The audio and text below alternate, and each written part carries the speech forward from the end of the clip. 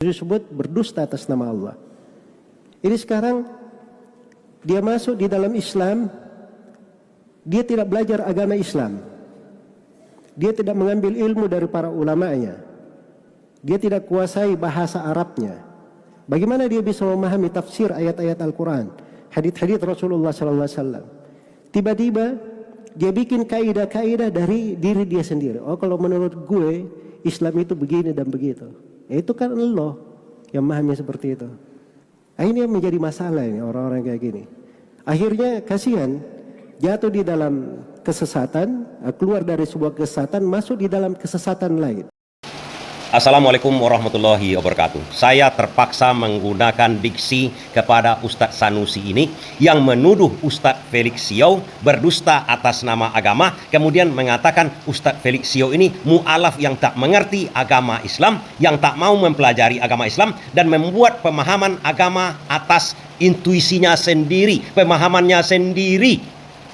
Saya terpaksa mengatakan ini Ustadz abal-abal, Ustadz Lateung.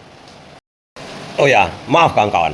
Kalau saya menuduh Ustadz Sanusi ini Ustadz Lateung, berarti saya sama dengan dia, menuduh orang tanpa bukti. Kita kutipkan narasi dia, kemudian kita analisa berdasarkan agama yang kita anut. Pertama, sudah saya kutipkan videonya kepada kawan-kawan. Dia menuduh Ustadz Felix Siow berdusta atas nama agama. Tak dijelaskannya. Kapan Ustadz Felix Siow ini berdusta atas nama agama? Narasinya bagaimana? Di mana kejadiannya? Buktinya apa? Nggak ada. Dia cuma menuduh.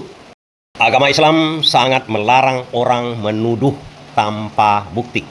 Oh, mana buktinya? Mana contohnya yang diperlihatkan oleh Nabi Muhammad?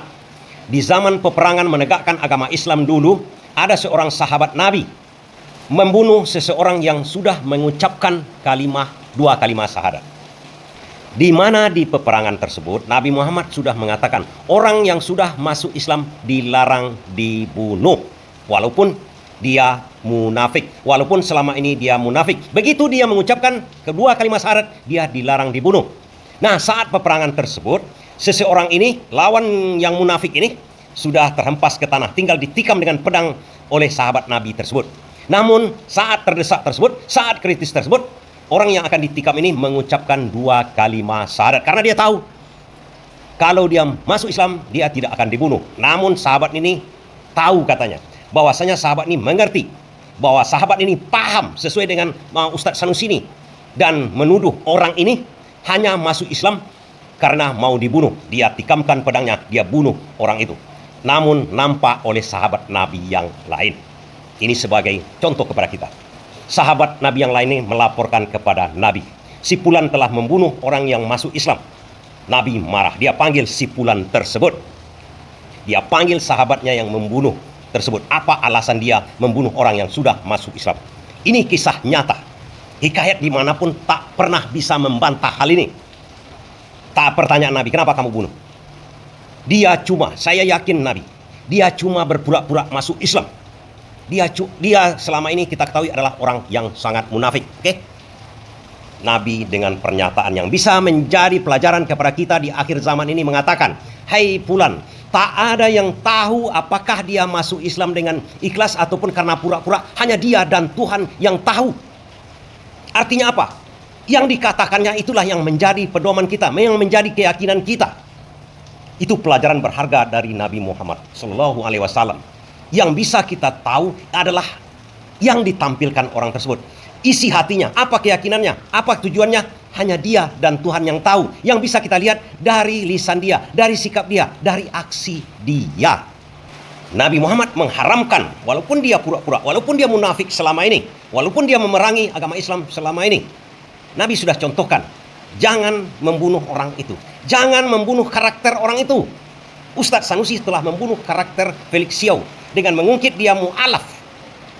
Oke, itu satu contoh dulu. Kita teruskan, kutipkan video ini yang membuat saya mencap abal-abal juga Ustadz Sanusi ini. Dia tidak belajar agama Islam, dia tidak mengambil ilmu dari para ulamanya, dia tidak kuasai bahasa Arabnya. Bagaimana dia bisa memahami tafsir ayat-ayat Al-Quran, hadits-hadits Rasulullah SAW? Dan parah kawan-kawan, parah ini Ustadz abal-abal yang namanya Sanusi ini. Dia tidak pernah belajar Al-Quran. Mana tahu dia kehidupan Ustadz Felix selama ini. Yang banyak masyarakat tahu, Ustadz Felix ini mempelajari agama. Mempelajari agama itu dari mana? Dia punya ustadz juga, punya guru, banyak guru-gurunya. Kemudian dia mempelajari Al-Quran. Sumber semua pengetahuan itu Al-Quran, bro.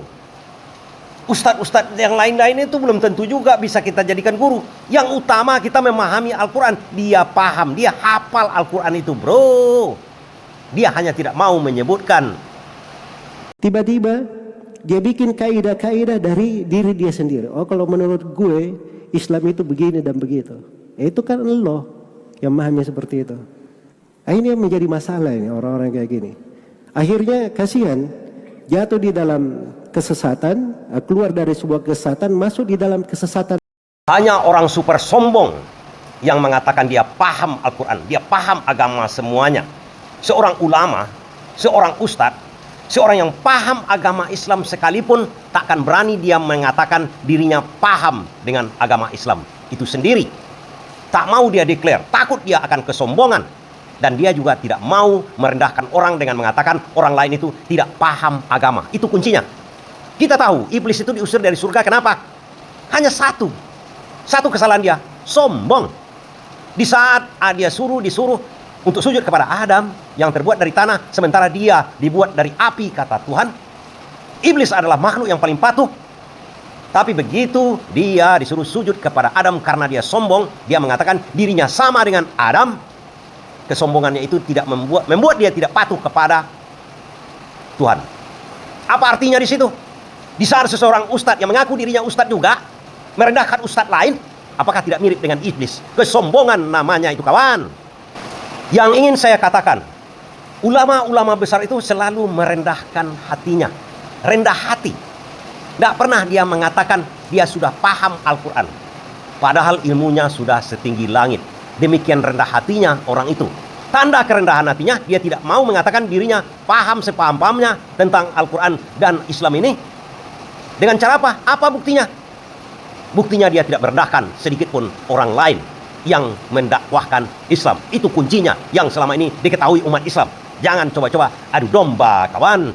Jangan-jangan Anda barisan bukan barisan Islam, cuma menyamar menjadi ustadz. Banyak kejadian seperti itu. Podcast bicara seakan-akan baca Al-Qurannya saja belum pasti baca Al-Quran. Sering ada di channel-channel YouTube. Ada hal bagus mengajak orang masuk Islam dan seterusnya. Cuman penyakitnya. Wah, ini nampak nih. Kenapa Ustadz ini berkomentar seperti itu, menghujat Felixio? Iri. Itu kuncinya. Ustadz Felixio kondang. Ustadz Felixio populer. Ustadz Felixio diterima di mana-mana karena logikanya. Karena Islam mengajarkan pakai logika. Pakailah logika kamu untuk memahami Islam. Sifat iri itu nggak logika. Begini kawan-kawan, Ustadz Felixio ini ada juga media sosialnya. Media sosialnya ada 2 buah yang dia sebutkan. Dan followernya itu jutaan kawan-kawan. Tapi kena blok karena dia berdakwah. Tapi dia tetap berdakwah. Artinya di sini Ustadz Sanusi ini mirip dengan iblis tadi.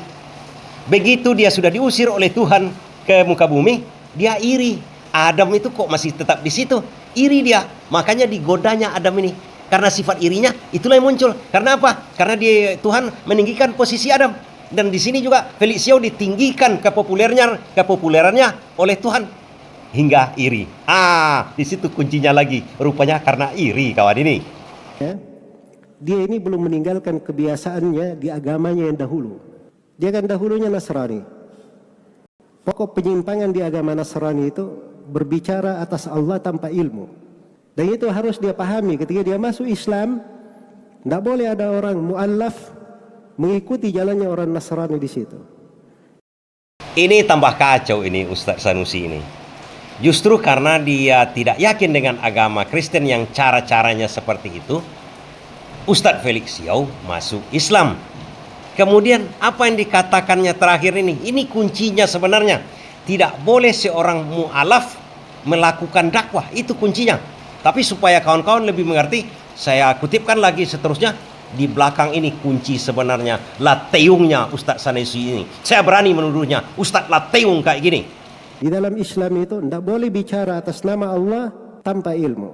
Belajar dengan baik. Setelah itu baru bicara. Ini enggak pernah belajar dengan cara yang bagus. Enggak mondok pesantren. Saya punya guru apa? Cuman tanya-tanya doang. Mau berguru itu baca kitab. Belajar bahasa Arab.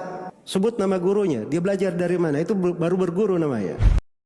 Baik, di sini sebenarnya pemahaman yang lateung, pemahaman abal-abal dari yang namanya si Sanusi ini. Saya tidak berani mengucapkan gelar ustadz kepada dia. Kenapa begitu?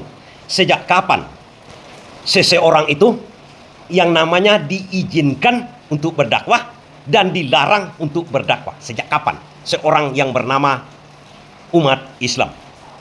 Umat Islam itu mau dia baru paham, mau baru dia masuk agama, mau sampai ilmunya setinggi langit, dia wajib siar agama namanya.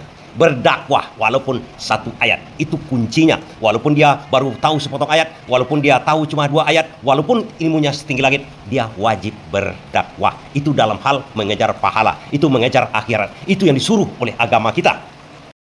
Pertanyaan berikutnya, siapa yang membolehkan atau melarang Ustadz Sanusi itu berdakwah?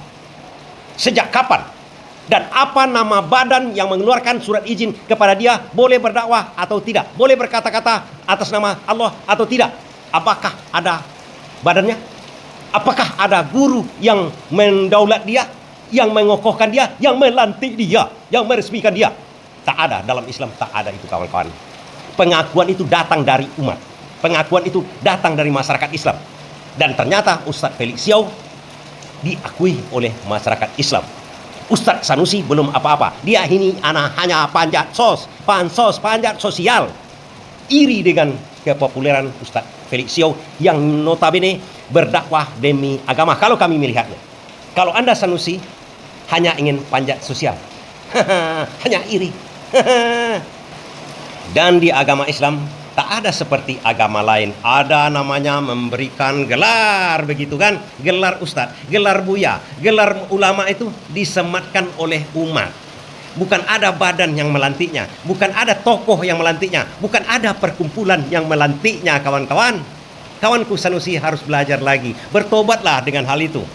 Anda hanya mengaku-ngaku ustadz. Pengakuan Anda sendiri barangkali. Masyarakat mungkin tidak mengakui Anda lagi. Mungkin begitu mereka melihat konten Anda, melihat pernyataan Anda seperti itu, orang akan menjatuhkan diri Anda. Anda tak berhak menjadi ulama lagi. Siapa yang mengatakan berhak atau tidak berhak? Saya pun tidak bisa mengatakan berhak atau tidak berhak. Tidak ada suatu badan. Kalaulah ada suatu badan, ataupun ada sebuah kumpulan ulama yang mengakui, yang melantik, yang memformalisasikan. Saya ingin pertanyakan juga dulu, siapa yang mengangkat badan itu?